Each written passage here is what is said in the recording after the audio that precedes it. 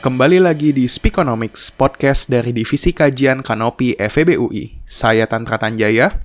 Dan saya Devan Hadrian. Kami kembali menemani Anda dalam mengulas isu-isu ekonomi terkini bersama narasumber yang mumpuni dalam bidangnya. Dalam Speakonomics episode ketiga ini, kami akan mengupas peliknya Badan Usaha Milik Negara atau BUMN dan masa depan energi Indonesia.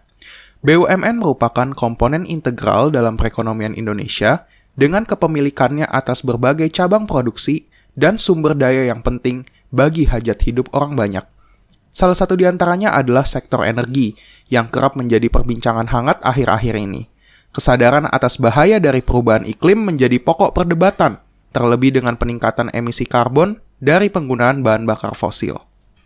Di tengah meningkatnya berbagai tuntutan untuk mencapai netralitas karbon, Indonesia masih menjadi salah satu negara penyumbang polusi yang cukup signifikan di dunia. Hal ini juga diperparah dengan berbagai tantangan dan masalah lainnya yang dihadapi oleh BUMN di Indonesia. Tidak dapat dipungkiri, BUMN memiliki peran yang amat penting di dalam sektor energi. Lantas, bagaimanakah solusi strategis yang diperlukan BUMN untuk menjamin masa depan energi Indonesia? Pada kesempatan ini, kami kedatangan tamu kehormatan yang sangat mumpuni di bidang energi dan BUMN. Beliau pernah menjabat sebagai Menteri Energi dan Sumber Daya Mineral dalam Kabinet Kerja dan saat ini sedang menjabat sebagai Komisaris Utama dari PT Perusahaan Gas Negara. Bapak Archandra Tahar, selamat datang di Speakonomics. Bagaimana kabarnya, Pak? Baik, Alhamdulillah. Assalamualaikum buat semuanya. Jumpa kembali di acara Kanopi yang kebetulan hari ini saya diundang sebagai narasumber. Ya, sebelumnya kami juga dari Kanopi ingin mengucapkan terima kasih banyak kepada Bapak karena sudah meluangkan waktunya untuk hadir di podcast kami pada hari ini ya, Pak. Belakangan sedang sibuk apa nih, Pak, kalau boleh tahu? Sibuk tentu yang utama sekarang mengurus PGN sebagai komisaris utama, juga membantu beberapa teman sebagai advisor, juga sibuk menulis. Ini kebebasan untuk mengekspresikan sesuatu lewat menulis. Silakan kunjungi Facebook atau Instagram yang saya punya. Oke. Berarti tulisannya biasa di Facebook atau di Instagram begitu ya? Benar. Kalau ingin tahu tentang isu-isu energi dan pertambangan, silahkan kunjungi Facebook dan Instagram. Oke, Pak. Mungkin saya punya satu pertanyaan dulu nih, Pak. Karena saya sebenarnya agak penasaran. Untuk nama Bapak itu sebenarnya dibacanya Arkandra atau Archandra nih, Pak? Karena kan banyak versi ya saya dengar nih. Yang benar tuh Archandra. Archandra ya? Oke, terima kasih, Pak. Oke, mungkin Tantra bisa dilanjutkan nih. Oke, saya lihat-lihat juga tadi kegiatannya udah cukup keren dan cukup produktif ya, Pak, meskipun di tengah-tengah pandemi seperti ini. Jadi kita harapkan juga semoga negara kita bisa cepat selesai juga pandemi ini. Amin. Dan bisa kembali beraktivitas normal kembali. Mungkin kita akan langsung straight to the discussion aja nih, Pak. Jadi sebenarnya ada beberapa pertanyaan yang mungkin menjadi suatu bahan pikiran ya bagi masyarakat luas dan buat para pendengar juga. Jadi sebenarnya kalau misalnya kita bicara mengenai badan usaha milik negara di dalam konteks Indonesia, kita menghadapi bukan cuman tantangan dan permasalahan, tapi juga dunia yang berkembang semakin kompleks, ekonomi yang tentunya sudah berbeda dari 30 tahun yang lalu dengan masa kini. Kemudian juga kita sudah melewati berbagai perubahan dari masa reformasi hingga saat ini. Mungkin secara dari perspektif Bapak mungkin bisa menjelaskan sedikit tentang bagaimana status quo BUMN di Indonesia saat ini dan permasalahan serta tantangan yang dihadapi oleh BUMN. Baik, kalau boleh ya, apakah itu status quo? Sebenarnya nggak ada status quo ya. Indonesia memilih untuk mempunyai BUMN ya sebagai pengewajantahan ya. Dari sisi bagaimana pemerintah atau negara dalam hal ini mengelola kekayaannya, ya. Kekayaan tersebut dalam hal ini mungkin konteksnya adalah dalam bidang natural resources dalam hal ini ya. Kalau kita bicara dalam kompetensi yang saya punya di bidang energi dan pertambangan. Nah, apakah ada negara yang tidak punya BUMN? Ada, ya. Amerika Serikat memilih untuk tidak punya BUMN. Tidak ada BUMN di Amerika Serikat, ya. Dan ini harus kita pahami. Ya. Indonesia memilih ada BUMN. Nah, sekarang mungkin pertanyaannya, mana yang lebih baik, Pak? Apakah memiliki BUMN atau tidak sama sekali? Amerika memilih tidak sama sekali, jadi pengelolaan kekayaan negara mereka itu murni oleh private sector. Ya. Namun demikian, kalau di kita, berdasarkan Undang-Undang Dasar kita pasal 33, bahwa pengelolaan kekayaan negara itu, kekayaan alam itu dikuasai oleh negara. Nah, ini yang membedakan. Nah, siapa dalam hal ini negara yang mengelola? Di dalam undang-undangnya dinyatakan bahwa ini adalah BUMN, Badan Usaha Milik Negara. Jadi bukan status quo, tetapi ada pilihan yang didasarkan kepada Undang-Undang Dasar kita. Itu ya. Nah, mungkin pertanyaan lanjutannya gini, Pak, mana yang lebih sukses? Apakah punya BUMN atau tidak punya BUMN? Kita punya contoh, ada negara yang sukses dengan BUMN-nya, ada negara yang tidak sukses juga dengan BUMN-nya. Begitu juga sebaliknya, ya, Amerika misalnya tidak punya BUMN, juga mereka sukses. Ya. Jadi pilihan tersebut tergantung strategi pengelolaan kekayaan negara kita seperti apa. Ya. Jadi nggak ada pilihan tersebut bahwa ini adalah bulletproof, terbukti, kalau tidak punya BUMN kita lebih maju. Nggak bisa juga. Ya. Singapura contohnya, ya, dengan Temasek-nya. Itu seolah-olah kan itu state-owned company ya seolah. Dan ini kenyataannya mereka maju juga. Amerika punya contoh, tidak punya BUMN, juga mereka maju. Ya, jadi untuk mengkoreksi ini tidak ada status quo, ini adalah pilihan negara dalam pengelolaan kekayaan negaranya. Gitu. Oke, statement pembuka yang cukup menarik ya Pak. Saya juga jadi lebih tahu nih, jadi memang pada dasarnya kalau misalnya di Indonesia memang sudah diamanatkan Undang-Undang Dasar untuk kita mengambil jalan bahwa kita memiliki BUMN. Tapi tentunya dari perspektif masyarakat nih Pak, kita kan sering mendengar bahwa ada beberapa tantangan dan permasalahan juga yang dihadapi oleh BUMN Indonesia saat ini. Kalau misalnya dari Bapak, mungkin apa permasalahan yang secara umum dihadapi atau permasalahan yang menurut Bapak krusial untuk membuat BUMN bisa menjadi lebih baik lagi ke depannya? Kalau kita akan memperbaiki sebuah sistem, ya, ada 3 hal yang harus kita perhatikan. Jadi sebelum kita bicara atau melihat BUMN punya masalah nih. Nah, sebelum kita melihat masalahnya, mari kita teropong satu persatu, ya. Perbaikan itu dimulai, ya. Perbaikan dimulai ya dengan sebuah dengan apa ya? Latar belakang pasal 33 kembali. Kita lihat pasal 33 ya. Pasal 33 mengatakan bumi, air dan kekayaan alam ya dikuasai oleh negara, digunakan atau dimanfaatkan sebesar-besarnya untuk kemakmuran rakyat. Apa yang dimaksud dengan dimanfaatkan sebesar-besarnya untuk kemakmuran rakyat? Nah, kita harus bersepakat dulu nih. Kalaulah kita punya Bung Hatta, ya, kira-kira pasal ini mungkin ya diinspirasi dari pengalaman hidup Bung Hatta di Eropa, di mana dia melihat bagaimana kekayaan negara. Beberapa negara di Eropa itu menggunakan konsep bahwa negaralah yang menguasai kekayaan alam tersebut. Maka muncul pasal 33. Kemudian kita sebagai generasi yang lebih muda, boleh nggak bertanya, yang dimaksud dengan dimanfaatkan sebesar-besarnya untuk kemakmuran rakyat itu apa maksud? Apanya yang dimanfaatkan sebesar-besarnya? Nah, ini muncul sebuah perdebatan, dan dalam diskusi ini mungkin bukan perdebatan, ini perenungan saya pribadi, ya, bahwa apa yang dimaksud dengan kebermanfaatan yang sebesar-besarnya itu. Apakah ini benar? Belum tentu benar, tapi kita dalam kondisi unfortunate, we cannot ask, kita nggak bisa bertanya kepada founding fathers kita, apa yang dimaksud dengan itu. Nah, untuk itu, saya beberapa kali kesempatan mencoba mendefinisikan apa yang dimaksud dengan kebermanfaatan itu. Yang pertama adalah, ini cita-cita ideal, founding fathers kita punya cita-cita ideal. Yang pertama mungkin, kalau boleh kekayaan alam kita itu, ya, dikelola oleh putra-putri terbaik bangsa, kelola boleh. Sehingga kalau dikelola oleh putra-putri terbaik bangsa, maka makin banyak manfaatnya buat bangsa ini. Ya, ini satu dulu dari sisi human resources. Kita bicara human capital. Yang kedua, ya, kalaulah boleh, teknologi dan pengelolaan sumber daya alam kita adalah teknologi yang bisa kita ciptakan sendiri. Kalau kita ciptakan sendiri, pasti manfaatnya banyak. Ya, kita ciptakan teknologi sendiri, itu multiplier efeknya banyak sekali. Itu yang kedua.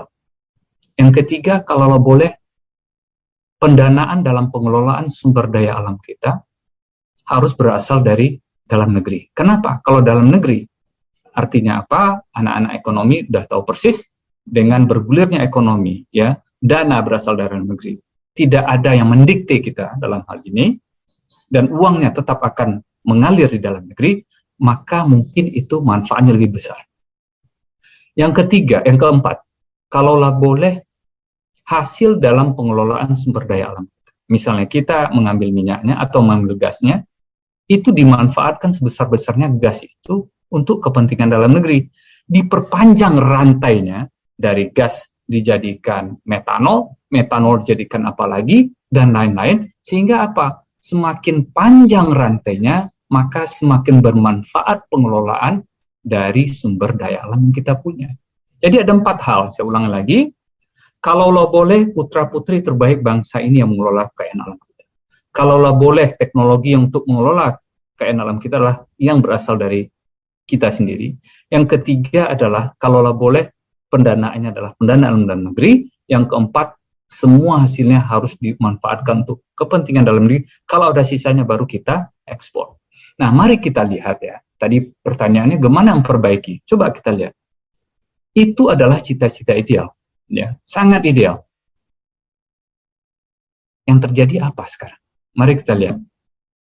Secara jujur, coba renungkan. Sudahkah putra-putri terbaik kita mampu mengelola kekayaan alam kita?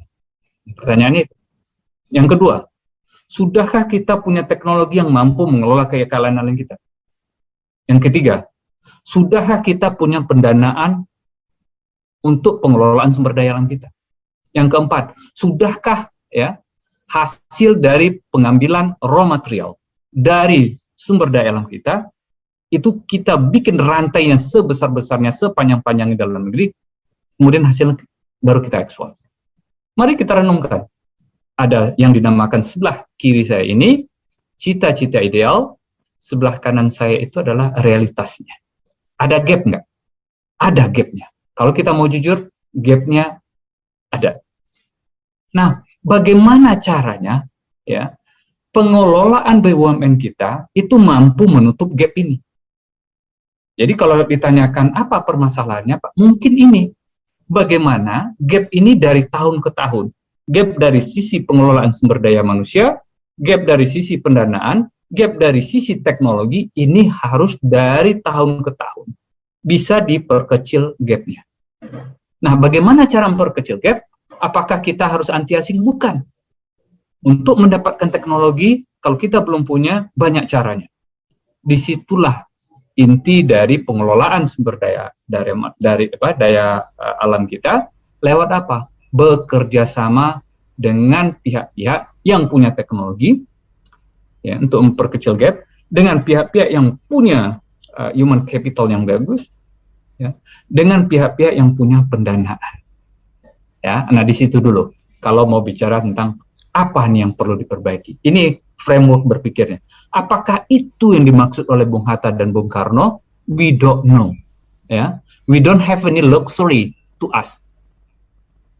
Kalaulah mereka hidup, mungkin kita bisa bertanya, Pak atau Bung, Pak Presiden, tolong kita generasi muda dicerahkan oleh apa yang dimaksud dengan dikuasai oleh negara dan digunakan sebesar-besar untuk kemakmuran rakyat. Apa itu, Pak? Nah, itu dulu sebagai pembuka. Cukup menarik ya, Pak.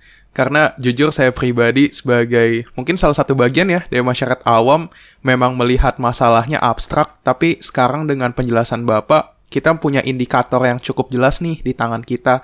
Ada dari sisi human resource, ada dari teknologi, ada dari pendanaan, dan terutama apakah manfaatnya tersebut memberi kebermanfaatan bagi masyarakat luas di Indonesia. Kalau dari penjelasan Bapak tadi saya juga menangkap kalau misalnya kita masih ada gap nih antara kenyataannya apa yang terjadi di Indonesia dengan ideal yang kita mau. Kalau dari Bapak sendiri memandang apakah Indonesia saat ini daya upaya yang sudah kita lakukan memiliki kecenderungan yang kuat untuk menutup gap tersebut? Tentu pemerintah ya punya pemikiran dan strategi dalam menutup gap ini. Namun demikian, kalau ditanya orang per orang, mungkin ada yang mengatakan, Pak, gapnya kecil. Ada juga yang mengatakan gapnya sangat besar. Nah, ini terjadi perdebatan. Nah, dalam hal ini kita nggak mau berdebat, kecil apa besarnya. Saya memberi contoh ini. Pendanaan. Nah, karena ini kita bicara di kanopi FE UI ya. Pendanaan. Iya, Pak. Contoh pendanaan ya. Kalau bank lokal kita, national bank kita, berapa bunga bank untuk rupiah sekarang? 10%, 11% misalnya ya. Kemudian kita untuk pendanaan oil and gas, misalnya satu well kita drill ya untuk di laut misalnya, itu butuh bisa misalnya aja untuk laut dalam di Indonesia $50 juta satu well, satu sumur. Nah, kita dalam rangka eksplorasi masih mencari nih. $50 juta satu well, kita butuh 200 juta dolar. Tiba-tiba setelah kita cari itu 200 juta dolar, nggak ketemu, hilang 200 juta dolar. Mampukah Bank Nasional kita dengan sukarela menanggung risk yang 200 juta dolar hilang, jadi abu? Itu dulu. Ya, yang kedua. Benar, Pak. Yang kedua ya. Sepertinya masih belum kuat ya, Pak, kalau dari sisi bank kita. Nah, ini realitasnya. Realitas. Kalau di US, ya, di tempat saya dulu bekerja, itu satu well di Gulf of Mexico, itu 250 juta untuk kedalaman misalnya 1.500 meter water depth, ya. Kemudian kita drilling depth itu bisa 20.000 sampai 30.000 feet, itu 250 juta satu well. Kita butuh 1 billion dollar, nggak ketemu, hilang. Terus kita mau ngapain? 1 billion dollar hilang untuk eksplorasi. Ya, nah itu dari sisi besarnya dulu. Nah sekarang dari sisi kalau kita berhasil, kita gunakan bank dalam negeri, bunganya 10%, misalnya rupiah. Kita kita targetkan internal rate of return 15%, spreadnya 4%. Menarik nggak? Is it good enough? 4% spread? Saya yakin kurang sih. Kurang. Coba kalau di luar negeri, ya pendanaan, misalnya kita bisa mendapatkan berapa? LIBOR plus 250 point, ya LIBOR berapa sekarang? Berapa? 2% misalnya ya, tambah 250 point, 4,5% kita bisa dapatkan, atau 4%. Mereka shoot di rate of return 15%, mereka dapat spread sekitar 10%. Wow. Kompetitif. Kalau kita menggunakan pendanaan dalam negeri, ini menjadi sebuah challenge yang kita sendiri juga menyadari kenapa sampai 10% di Indonesia. Ya. Nah, ayo, mari teman-teman adik-adik di FEUI mulai berpikir. Saya jujur lumayan speechless juga sih mendengar fakta ini. Saya memang sebelumnya juga sempat mendengar mengenai masalah pendanaan, tapi ternyata memang kita juga tidak bisa menyalahkan sepenuhnya karena dari faktor pengelolaan, tapi masalah yang dihadapi juga jauh lebih kompleks dibanding dari itu ya Pak. Karena juga ada ekosistem ekonomi dan ekosistem sebagainya. Benar. Jadi lebih melihat kalau kita bicara tentang BUMN, persoalan kita dan lain-lain, jangan diambil ujungnya. Tadi ujungnya apa? Status quo. Nggak ada status quo. Kemudian diambil lagi ujungnya bahwa ketidakefisien dan lain-lain. Jangan diambil ujungnya. Lihat permasalahannya. Mari kita buka satu persatu. Ya. Bikin kriterianya. Apa key performance indicator yang ingin kita capai? Ya. Jadi adik-adik, para pendengar di Kanopi ini, acara ini, ya, sebagai mahasiswa, kalau saya boleh minta, ya, mari kita melihat ini substansinya, bukan menyimpulkan di ujung. Ya, Nanti kalau kita simpulkan di ujung di tengahnya hilang. Apa nih makna yang mau kita cari? Padahal persoalannya real. Coba persoalan pendanaan. Mari kita pecahkan ini persoalan ini. Gampang nggak menurunkan suku bunga jadi 5% di Indonesia? Coba. Sulit. Ayo, saya tantang sekarang.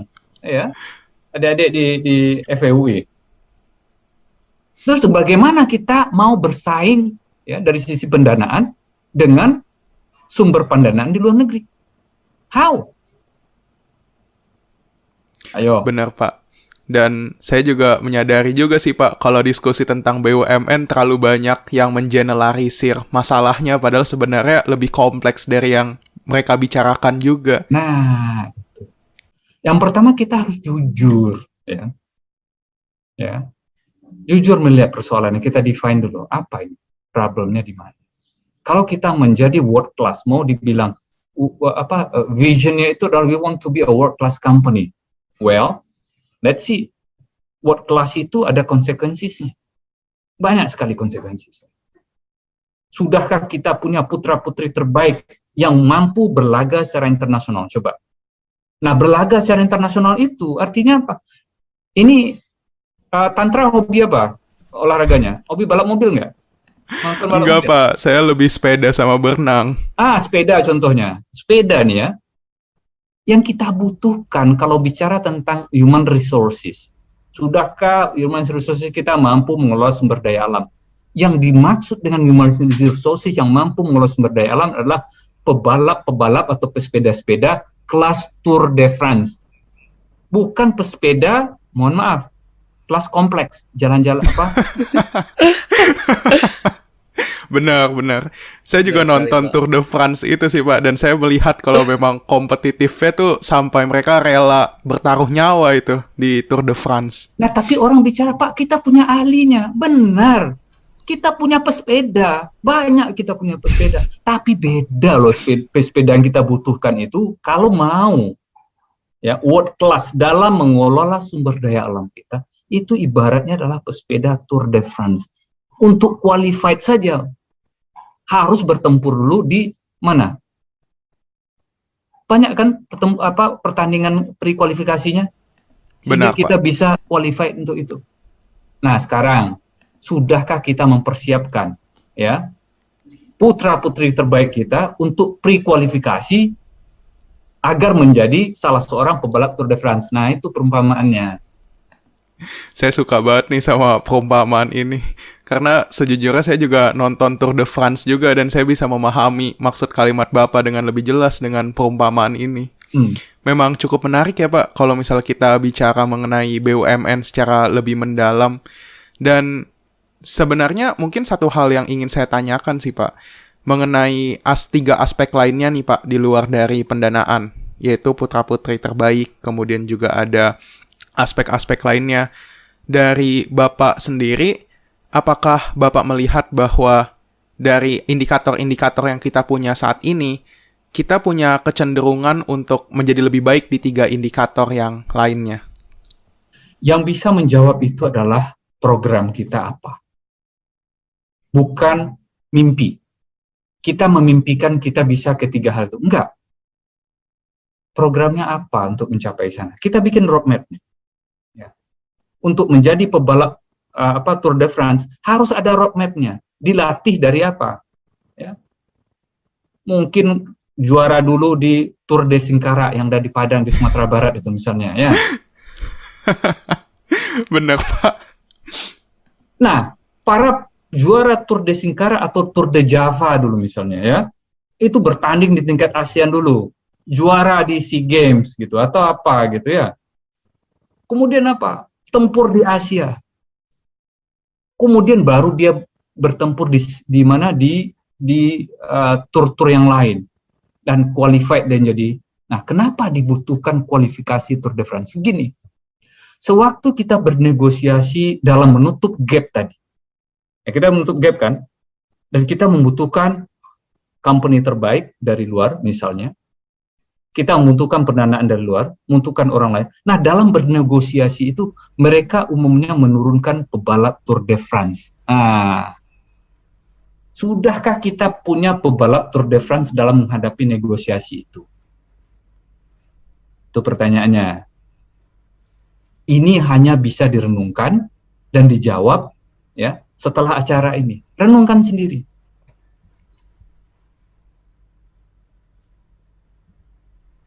Ayo, gimana? Oke, menarik sekali ya Pak sepertinya. Wah, saya juga sangat banyak pikiran baru yang terbuka nih setelah mendengar banyak perumpamaan dan analog kita dari Bapak. Mungkin di sini kan Bapak juga sudah membahas mengenai aspek sumber daya manusia ya. Dan di sini saya juga punya pertanyaan yang cukup menarik sih Pak yang ingin saya tanyakan.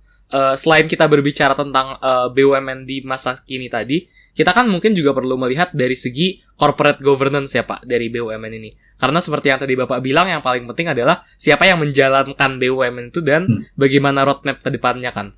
Nah, menurut Bapak, kira-kira bagaimana nih kualitas corporate governance dari BUMN Indonesia saat ini, dan apakah kita sekarang semakin mendekati GCG atau Good Corporate Governance? Oke, sekarang gini, kita harus GCG nggak? Yes, we have to. Is it enough untuk menjadikan BUMN kita world class? Jujur enggak sih Pak, apalagi kalau Ya, nggak dibandingin cukup, dengan Pak. China. GCG itu bahasa Indonesia GCG. GCG itu hanya satu faktor. Yang dilihat dari segi GCG apa? Tata kelola, ya, benar dalam tata kelolanya, ya, cara uang keluarnya seperti apa, ada perencanaan, ya, yang dikeluarkan sesuai rencana, nilainya juga sama, kayak gitu ya. Tidak ada yang conflict of interest. Kalau kita perkecil sedikit ya, GCG itu luas ya. Nah, semua yang kita lakukan bisa di atas kertas ya, tata kelolanya benar semua. Semua pengeluaran ada buktinya. Ya, semua yang kita pikirkan tentang GCG lengkap. Pertanyaannya, apakah nilai proyek benar seperti itu? Nah, ayo. Nah, itu dia Pak sebenarnya kan GCG di atas kertas dengan mampukah? kenyataannya beda ya Pak. Mampukah GCG melihat teknologi yang kita pakai adalah teknologi terbaik? Mampukah GCG melakukan itu? Nah, itu enggak sih Pak menurut saya. Apakah GCG persoalan kita? Nah, itu dia Pak. Makanya sebenarnya saya juga bingung karena kan ini salah satu dari banyak aspek ya Pak. Tapi kalau menurut Bapak sendiri berarti dari segi GCG kita sudah mendekati dan semakin ini ya Pak sekarang. Itu open questions ya. Apakah kita sudah melakukan GCG yang benar ya? Ya, kalau saya bilang oh sudah Pak. Nah, tiba-tiba nanti ya ada sesuatu yang berkaitan dengan hukum yang terjadi. Ya, silahkan nilai sendiri apakah dari sisi GCG kita sudah melakukannya secara benar apa tidak. Tapi saya rasa ya pengurus BUMN berusaha untuk melakukan GCG yang benar. Namun demikian GCG hanya satu faktor apakah kita mampu menutup gap tadi. Jadi tujuan kita kembali lagi ya, apakah kita bersepakat dalam pendirian BUMN ini ya 4 faktor, 4 cita-cita ideal tadi bisa kita capai apa tidak ya. Caranya lakukan GCG yang benar, that's correct, that's okay, one thing. Tapi GCG tidak mampu ya, belum mampu untuk ya menentukan apakah proyek tersebut efisien apa tidak. Coba untuk itu yang diperlukan adalah dalam melihat sebuah proyek atau inisiatif yang ada di BUMN, yang harus kita lihat yang pertama adalah setiap inisiatif itu secara technical, kalau saya perumpamannya technically feasible, have to. Yang kita lihat adalah secara technical, secara teknologi, pemilihan teknologi dan lain-lain harus feasible dulu. Jangan kita memilih teknologi yang sudah absurd gitu, dan terjadi inefisiensi. Tapi dari GCG benar, semuanya benar. Namun return-nya nggak sesuai, malah rugi. Kenapa? Salah pilih teknologi. Ya. Yang kedua, commercially viable. Ini khusus anak FEUI, teman-teman di FEUI. Jadi kita lihat pertama kali apa? Technically feasible, commercially viable. Nah, sudahkah kita punya cara pandang, cara berpikir yang selalu mengedepankan dua hal ini?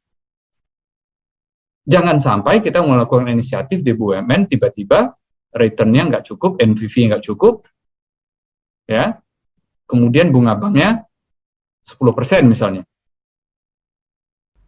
Rate of return-nya 11%. Atau malah cukup untuk hold rate aja. Terus gimana itu? Ya, keuntungannya sangat marginal ya Pak, seperti kayak gitu. Kata teman-teman di FWUI mungkin mendingan kita simpan di deposito aja Pak. Ya. Betul Pak. Iya. Nah, kalau simpan deposito ini, kekayaan alam kita ini mau dikelola seperti apa? Ini cukup menarik juga sih buat saya, Pak. Karena jujur setelah mendengar memang banyak aspek yang sebenarnya masih dapat diimprove dari mendengar Bapak. Bahkan ini cuma dari segi komersial doang ya, Pak. Mungkin dari segi komersial saya masih ada pertanyaan menarik nih Pak. Tadi kan kita sudah bahas soal 4 aspek itu ya. Mungkin yang 3 itu sudah dibahas ya, mengenai teknologi, mengenai pengelolaan, dan mengenai pendanaan. Mungkin saya ingin ungkit yang terakhir nih Pak, yang mungkin sedikit lebih berkaitan dengan ekonomi nih, mengenai value chain-nya tadi ya Pak, mungkin yang Bapak maksud ya.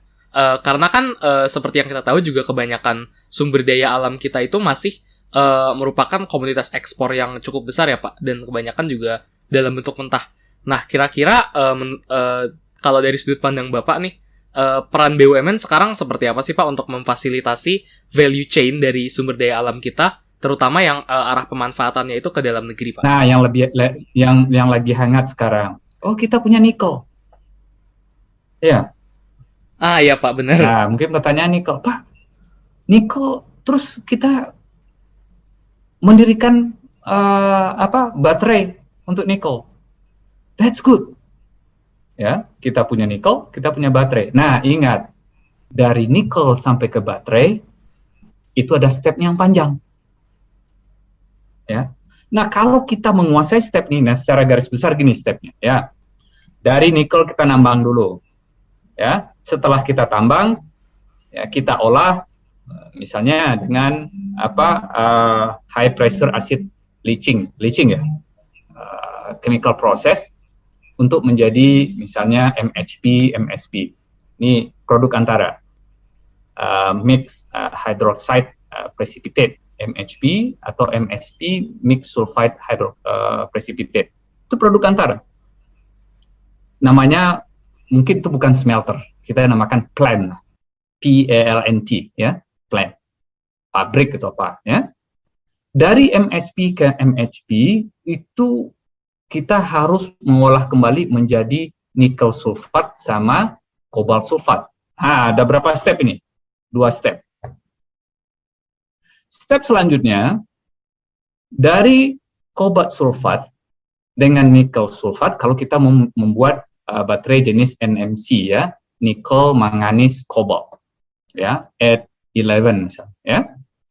Nah, dari situ kita jadikan ini sebagai katoda ya, lithium sebagai anoda, kobalt manganis sama nikel sebagai katodanya ya. Kita bikin step lanjutnya, bikin katoda. Nah, baru kita bikin baterai. Ayo, stepnya berapa itu? Sudah 4 step ya Pak berarti dari tadi nih.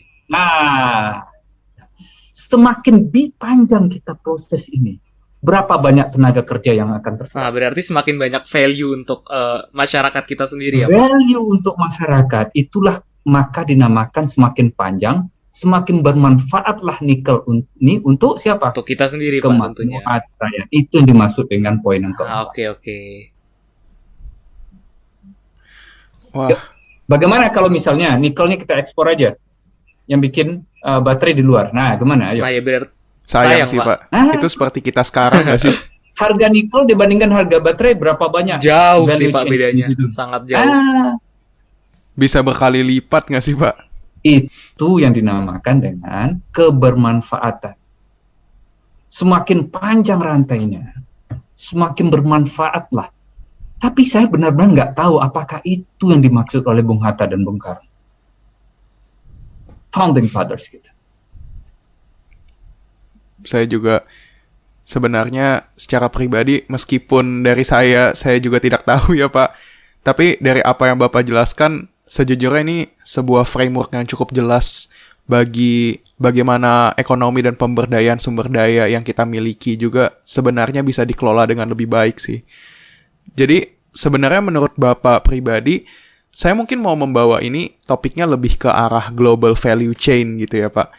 Jadi kalau misalnya kita melihat kalau secara global banyak perusahaan-perusahaan yang memanfaatkan sumber daya alam mentah kita untuk diolah sama mereka di negara mereka, lalu setelah itu dibuat menjadi produk yang memiliki nilai tambah yang jauh lebih bagus.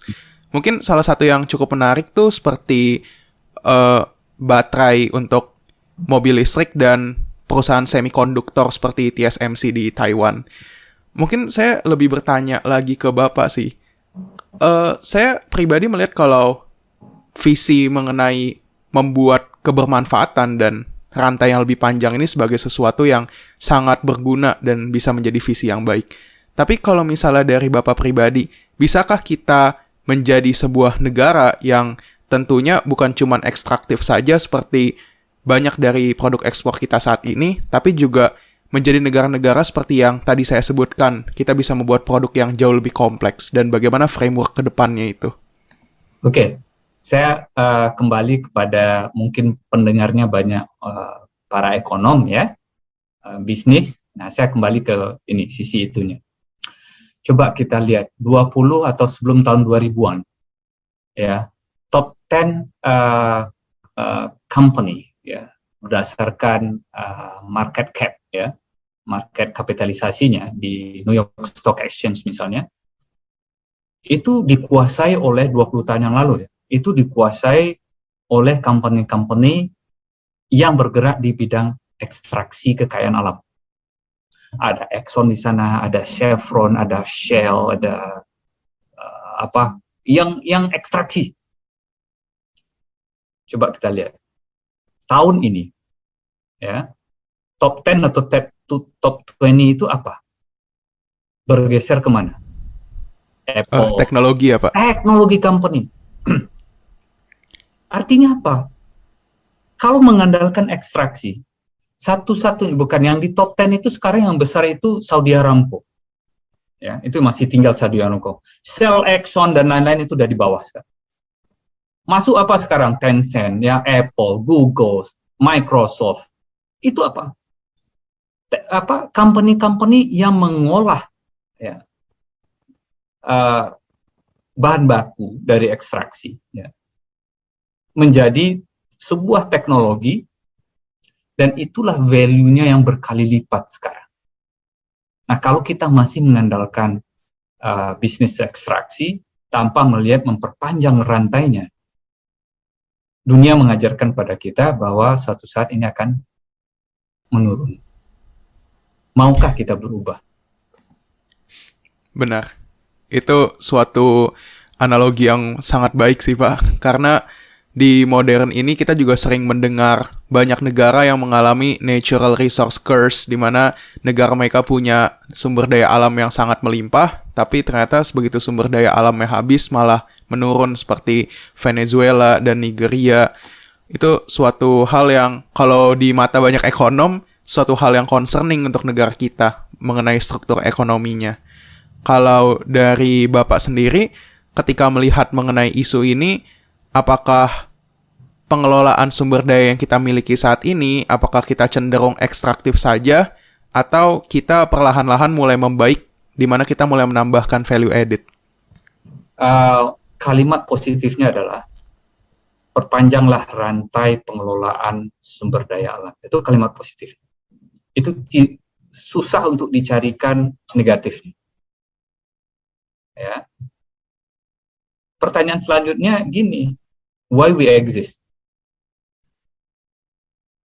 We itu bisa jadi adalah negara, bisa jadi adalah BUMN. Kenapa? Why we exist? What we stand for? Apa yang kita perjuangkan? Kemudian kita bertanya kembali, our envision future. Ya.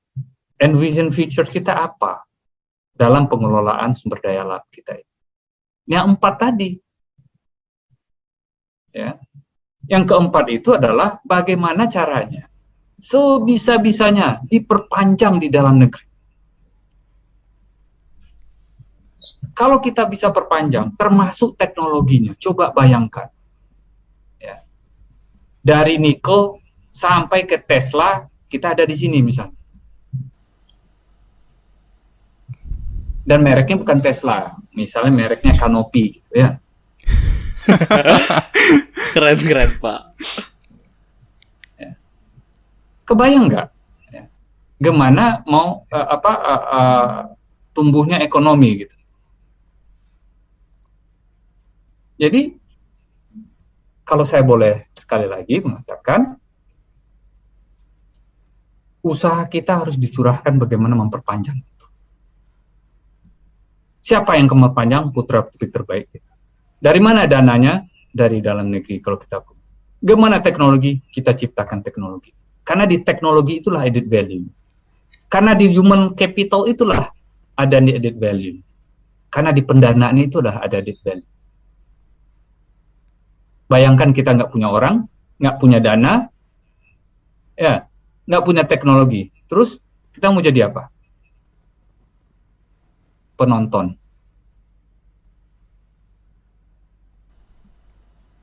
Oh, kok jadi baper gitu? Saya agak terenyuh gitu mendengarnya. Iya, saya juga masih memproses ini, Pak. Memproses yang cukup kompleks dan sejujurnya ini sangat masuk akal sih. Apalagi buat saya sebagai mahasiswa ilmu ekonomi juga banyak memandang ekonomi Indonesia belum sekompleks yang diharapkan. Tapi jujur saya cukup terenyuh sih mendengarnya, Pak. Jangan sampai bilangnya gini, waduh salah nih ngundang Pak Archandra gitu. Kok jadi... Enggak dong Pak, kita juga dapat banyak insight baru Pak ini. Wah jujur ini insight-nya sangat banyak sih Pak. Iya benar sekali Pak. Dan ternyata memang banyak juga roadmap BUMN ke depan soal value chain itu tadi, terutama yang sejalan juga dengan prinsip ekonomi ya Pak. Nah tapi terkait dengan envisioning future sebenarnya saya juga punya pertanyaan lain nih Pak. Nah seperti yang mungkin saya sudah sebutkan tadi di awal, masa depan dunia itu kan kita semakin hari semakin beralih ke energi terbarukan kan Pak. Karena memang negara-negara di dunia, terutama developed countries, itu mulai melakukan pelarangan terhadap fossil fuels ya Pak. Nah, terkait dengan itu menurut Bapak, kira-kira bagaimana nih kondisi dari sektor energi Indonesia di saat ini di tengah berbagai tuntutan global terkait perubahan iklim untuk beralih ke energi terbarukan itu?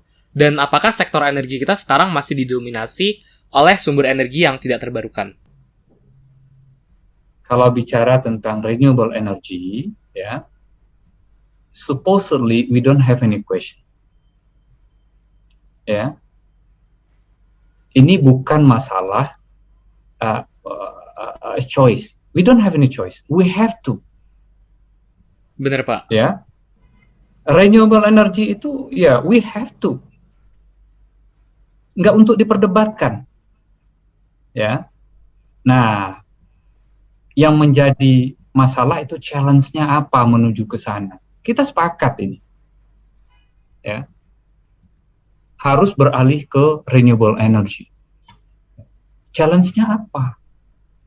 Satu. Ya. Apakah peradaban manusia sampai hari ini mampu untuk tidak menggunakan fossil fuel? Nah, saya mau tanya itu dulu. Kalau untuk sekarang rupanya sih nggak mampu ya Pak, karena banyak sekali yang bergantung terhadap dekat-dekat aja fuel. Sekarang baju itu yang di sini itu petrochemical product gak itu? Yang di sini coba. Iya Pak, plastik kan ya petrochemical product juga ya. Kecuali nanti ada pohon pisang bisa menggantikan ini. Iya Pak. Ini satu contoh ya, jangan agak ini, tapi perumpamaannya itu. Coba kita lihat ya. Petrochemical product itu akan tetap tumbuh paling tidak 5-10 tahun yang akan datang. Itu petrochemical product belum ada tanda-tanda ya bahan baku yang mampu menggantikan secara signifikan petrochemical product.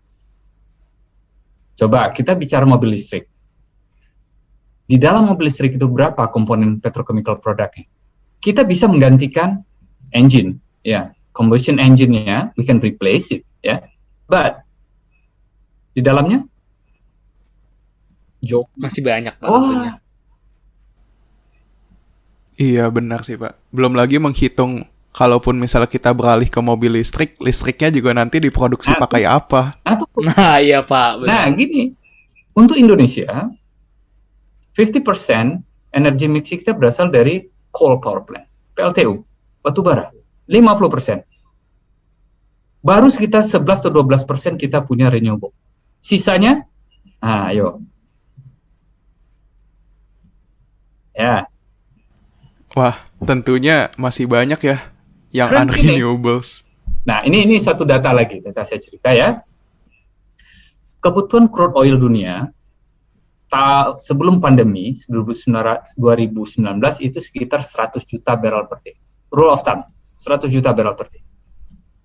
Tahun 2020 pandemi mulai, harga minyak anjlok, tapi kebutuhan oil itu berapa? Turun cuma 90 juta, 10% cuma turunnya. Dan orang menduga 2020 lah saatnya renewable energy akan take off dan fossil fuel akan turun. Terjadi permanent damage, dia bilang. Kenyataannya 2021, sekarang kita sudah mendekati 100 juta kembali. Awal tahun depan mungkin di atas 100 juta barrel per day worldwide. Tahun 2030-2040 OPEC mengatakan minyak akan 110 juta barrel per day. Naik. Berarti di short term kita masih akan tumbuh terus gitu ya Pak, di segi fossil fuel ini, di crude oil ya terutama tadi Pak. Kata OPEC seperti itu bukan kata Archandra Tahar. Iya Pak. Cukup menarik Pak. Dan Ini OPEC waktu yang itu mengatakan. Yang iya, memprediksi. dan waktu itu juga sempat ada satu majalah dari Inggris, The Economist, mengulas tentang strategi OPEC. Dia judulnya lumayan besar itu sih Pak, Till the Last Drop. Bicara mengenai OPEC memanfaatkan minyak bumi ini sampai akhir. Dan sebenarnya saya pribadi melihat kalau minyak bumi ini sesuatu yang masih akan digunakan sih Pak. Meskipun dan seberapa banyak pun kita bicara mengenai sustainable, dan kedepannya juga masih banyak hal-hal yang harus digunakan. Oke, mungkin terkait dengan penggunaan nih Pak. Kan tadi kita sudah bicara soal renewable resource ya. Nah, menurut Bapak, kita kan udah mulai mempunyai banyak juga kan sumber-sumber energi terbarukan, seperti pembangkit listrik tenaga angin, tenaga air, dan sebagainya. Nah, menurut Bapak, dengan konsiderasi kondisi geografis Indonesia, kira-kira sumber energi terbarukan apa nih Pak yang paling viable dan sustainable untuk masa depan energi kita? Oke, baik. Jadi saya lanjutin dulu sedikit tentang oil ya. Oke, boleh Pak. Ya. 40%, 40-45% itu digunakan untuk sektor transportasi. Oke. Nah, kalau begitu dengan adanya EV, electric vehicle, kalau semakin banyak electric vehicle masuk ke market, sekarang EV porsinya baru 3% dari total populasi kendaraan di dunia, less than 3%. Itu di dunia ya Pak, Seluruh bahkan dunia. bukan di Indonesia. Seluruh. Kalau di Indonesia berapa tuh Pak kira-kira? Waduh, coba perhatikan Sangat aja. kecil ya. Wah, kelihatannya sih kecil banget ya. Ya. Nah, Wood Mackenzie, ini kata Wood Mackenzie, itu memprediksikan 2035-2040 EV mendisplace kebutuhan crude oil itu sekitar 6 juta barrel per day. Tumbuhnya 10 di displace 6. Berarti berapa? Masih net 4 growth juta 4 juta ya Pak. 4 juta Pak. Terus kemana ini? Ini bukan kata saya ini. Ya, oke. Nah, sekarang kita jawab pertanyaan, bagaimana pengembangan renewable energy, apa yang cocok ya? Kalau kita lihat menurut hemat saya gini, pengembangan renewable energy itu harus melihat local wisdom. Apa itu local wisdom? Energi apa yang tersedia di negara tersebut dan yang secara ekonomis bagus untuk di-develop. Contohnya ya, kalau kita bicara kalau pernah ke Belanda atau negara-negara di Balkan sana lah, anginnya kencang di sana. Denmark ya, Belanda, terus di Norway, itu anginnya kencang di sana. Jadi prevailing wind speed-nya itu memang bagus untuk wind, tenaga angin. Ya, offshore maupun onshore. Bagaimana dengan Indonesia? Tidak banyak kita di Indonesia punya prevailing wind yang bisa untuk digunakan sebagai apa? PLTB, pembangkit listrik tenaga bayu. Kita baru punya 2 di Sulawesi Selatan, dua-duanya. Ada lagi distudikan beberapa daerah. Tapi nggak banyak yang mampu mengenerate energi untuk listrik yang sustainable and economically viable. Itu dulu ya. Yang kedua, matahari. Nah, PLTS. Kalau kita lihat PLTS, bagaimana? PLTS ada yang dinamakan capacity factor. Ya. Kalau Middle East, panasnya terik sekali, jarang hujan, awannya juga ini, itu capacity factornya bisa sampai 24%, di atas 24%. Kita di Indonesia rata-rata 18%. Jadi kualitas matahari kita yang mampu mengenerate PLTS itu kalah dibandingkan dengan yang di Middle East. Secara data ini. Maka kalau di Amerika ya, kalau kita di California, kalau kita jalan dari mana? Dari LA atau dari San Francisco ke Vegas, itu sepanjang jalan banyak wind. Nah, di sana mengencang windnya. Di develop lah wind. Apalagi ya banyak gurun juga di daerah sana. Sehingga PLTS memang dikembangkan. Di West Texas juga sama. West Texas itu banyak angin, ya, sehingga banyak wind farm di daerah West Texas. Nah, bagaimana Indonesia? Adakah matahari kita? Ya, matahari kita ada. Ya, kita punya capacity factor yang 18% tadi. Ya, enough, it's good enough. Kita banyak hujan, banyak awan. Ya. Kemudian apa yang cocok sebenarnya? Yang cocok, kalau wind sama PLTS surya, kadang-kadang ada energinya, kadang-kadang enggak. Misalnya ada 1 gigawatt PLTS, tiba-tiba hujan. Yang 1 gigawatt ini digantikan apa? Kan mati listriknya. Nah, harus digantikan dengan apa? Yang ini dinamakan dengan base load, yang bisa secara terus-menerus menghasilkan energi. Pilihannya apa? Air dan geothermal. Nah, yang cocok untuk Indonesia, kalau untuk base load, itu adalah air dan geothermal. Tidak semua negara punya geothermal. Kalau kita punya geothermal, ya kita gunakan geothermal. Sayangnya, geothermal itu ada di daerah yang belum tentu membutuhkan listrik, yang belum tentu punya kebutuhan listrik yang lebih. Kebutuhan listriknya ada di Jawa misalnya, di Jakarta misalnya, geothermalnya ada di Jawa Barat, atau geothermalnya ada di Sumatera Utara. Ya, berarti cukup jauh dari pusat perekonomian juga ya, Pak? Ya, kita punya air yang besar untuk di-generate misalnya di Papua. Nah, kebutuhan listriknya nggak sebesar industri yang ada di Jawa. Ya, nah ini salah satu permasalahan kita di renewable. Ya, kalau ditanya mana yang lebih cocok, yang lebih ini, air dan geothermal itu adalah local wisdom kita. Apakah boleh kita mengembangkan angin? Dan ini boleh, silakan. Tapi ingat, itu adalah intermittent. Kadang-kadang ada energinya, kadang-kadang enggak. Nah, untuk itu dia harus di-combine dengan listrik, dengan baterai. Kalau nggak ada baterai, kita combine dengan yang bisa, kalau dia mati, dia bisa digantikan. Itu adalah apa? Gas. Jadi, pembangkit listrik tenaga gas itu bisa menggantikan listrik yang mati secara cepat. Dia butuh 10-12 menit untuk bisa masuk ke grid. Batu bara tidak bisa.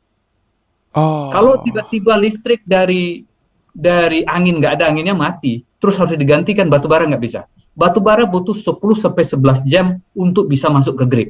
Jadi mati dulu 10 jam. Mau nggak mati 10 jam? Tapi kalau gas, itu hanya hitungan menit. 10 menit dia udah bisa masuk ke grid. Dihidupkan, dia langsung. Oke. Mungkin Nah, ini satu kita bicara pertanyaan singkat teknologi aja sih, sekarang. Pak. Ya. Waktu mungkin 2 tahun yang lalu di 2019 ada satu kejadian di mana seluruh Jawa ini listriknya itu padam gitu, Pak. Kalau misalnya kita beralih ke renewables, Pak, apakah kejadian seperti itu juga bisa terulang atau kejadian tersebut bisa terhindarkan juga atau penyebabnya berbeda?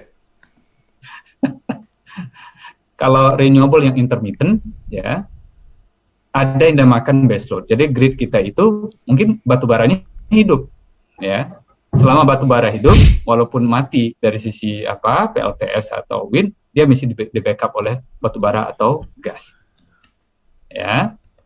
Tapi semakin besar PLTS masuk, angin masuk, dan yang baseload ini dikurangin, kalau kita tidak punya baterai, kalau dia mati terus ngapain? Nah, untuk itu diperlukan apa yang dinamakan dengan smart grid, yang ngatur siapa yang hidup, siapa yang mati. Oke, keren-keren. Saya jadi semakin paham mengenai energi dan keterkaitannya juga dengan berbagai aspek yang ada di dalam ekosistem kita ya, Pak. Ya.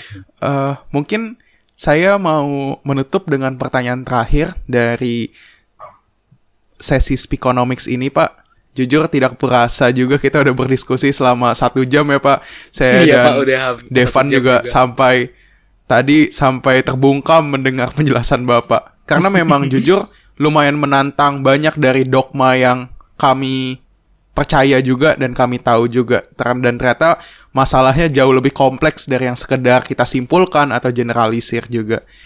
Mungkin ini pertanyaan terakhir untuk sesi tanya jawab ini, Pak.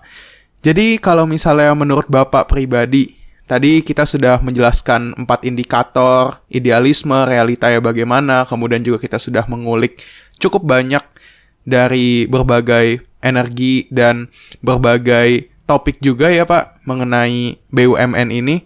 Mungkin lebih ke pertanyaan penutup, Pak. Kira-kira dari Bapak sendiri untuk khususnya sektor energi ya Pak, bagaimana cara ataupun framework ataupun rencana strategis yang bisa diterapkan pemerintah Indonesia untuk menyongsong keberlangsungan energi Indonesia ke depannya?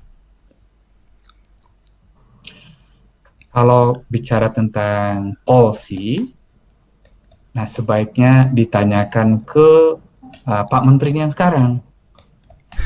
Kan ditanya policy pemerintah. Kalau saya sudah tidak di pemerintah, nah sebaiknya nanti diundang Pak Menteri SDM ya atau Menteri BUMN, Pak gimana polisinya ke depan ya, atau diubah pertanyaannya yang lain gitu. Kalau polisi saya nggak I'm not a policy maker anymore gitu, ya. Oke. Gitu. Kalau Nanti misalnya saran rekomendasi dari Bapak? Nggak ada rekomendasi ya. Karena saya percaya yang menjalankan, yang ditunjuk atau yang mendapat amanah sekarang adalah orang terbaik yang punya strategi yang insya Allah bisa bikin kita lebih maju. Insya Allah. Terima kasih Pak. Mungkin untuk pendengar-pendengar kita juga yang ada di rumah Pak, dan untuk teman-teman sekalian yang mendengar, 1 atau 2 menit kata-kata penutup mungkin dari Bapak, adakah yang Bapak ingin katakan atau simpulkan untuk para pendengar kita di Speakonomics episode 3 ini? Terima kasih semua yang sudah mendengar acara ini. Satu ya, pertama saya mohon maaf dulu kalau dalam penyampaiannya ada yang kurang berkenan ya, Pak cara penyampaiannya nggak bagus gitu ya, mohon dimaafkan ya. Yang kedua, kalau ada data-data yang saya sampaikan tadi tidak teliti atau kurang, nanti sampaikan ke saya, Pak, tolong dikoreksi datanya nggak benar.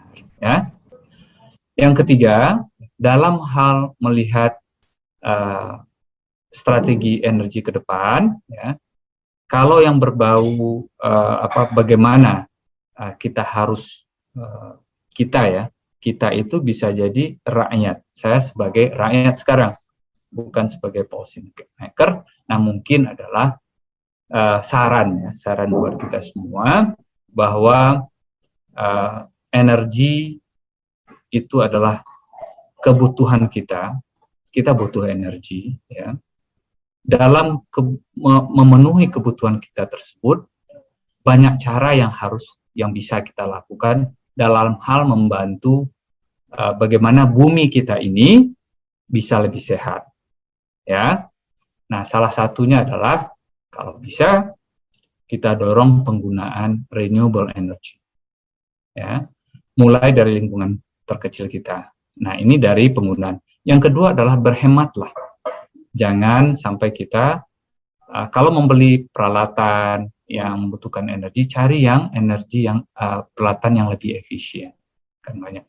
Lampu misalnya, ya, gunakan lampu yang lebih efisien, ya, dengan pijar yang sama tapi watt yang lebih kecil. Misalnya. Banyak cara yang bisa kita berkontribusi secara personal, ya. Yang terakhir adalah adik-adik mahasiswa semua atau para pendengar dalam hal ini yang selalu tekankan, bicaralah masalah substansi dan jangan kita jump to conclusion. Yang konklusi itu jangan sampai kita menjadi buta terhadap persoalannya. Cuman kita melihat ujungnya saja tanpa melihat di depannya seperti apa.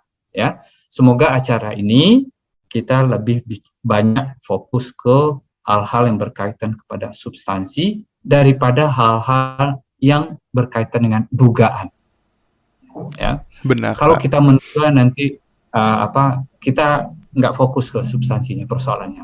Itu aja. Terima kasih semuanya. Selamat malam. Assalamualaikum warahmatullahi wabarakatuh. Oke, menarik sekali ya Pak diskusi kita hari ini. Berarti kesimpulannya banyak dari asumsi itu sebaiknya kita tanggalkan dan mulai fokus pada substansi. Oke, Bapak Archandra, saya mewakili segenap Kanopi FEB UI mengucapkan terima kasih yang sebesar-besarnya atas kesediaan Bapak untuk hadir dalam Speakonomics episode ketiga. Semoga Bapak dan keluarga juga senantiasa berada dalam berkat dan lindungan Allah serta diberikan kesehatan di masa pandemi ini. Amin. Dengan demikian, berakhirlah diskusi kita pada hari ini. Dan untuk mendengar ulasan mengenai isu-isu ekonomi lainnya, kapanpun dan dimanapun Anda berada, jangan lupa untuk subscribe ke podcast Kanopi On Air yang termasuk Speakonomics di Anchor, YouTube, Spotify, Apple Podcast, Google Podcast, dan platform-platform podcast lainnya. Saya Devan Hadrian. Dan saya Tantra Tanjaya. Kami pamit undur diri. Inilah Speakonomics episode ketiga. Dibawakan oleh Divisi Kajian Kanopi FEB UI.